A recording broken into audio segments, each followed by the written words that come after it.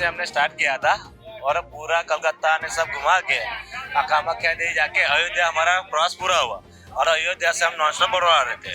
तो कल रात को ऐसा हुआ था, वो लूटपाट के लिए गाड़ी पे पत्थरबाजी की थी इन लोगों ने।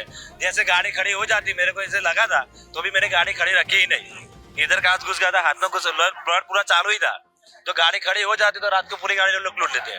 कुछ मदद नहीं मिली, हमने खुद सेफ्टी हमारा खुद किया है, कोई पुलिस का प्रशासन वहाँ किसी ने हमारा मदद नहीं किया है। ગાડી અમારી સિમ્પલી જતી જ હતી, પણ એ લોકો સીધા 25 માણસો અમને લૂંટવા માટેનો પ્લાન કરી દીધો, એટલે આગળ જ ઊભા રહી ગયા. તો એ ડ્રાઈવરે છે ને પછી જવા દીધી, તો એટલે પેલા લોકોએ એકદમ પથ્થર મારીને કાચ બાદ તોડી નાખ્યો અમારો.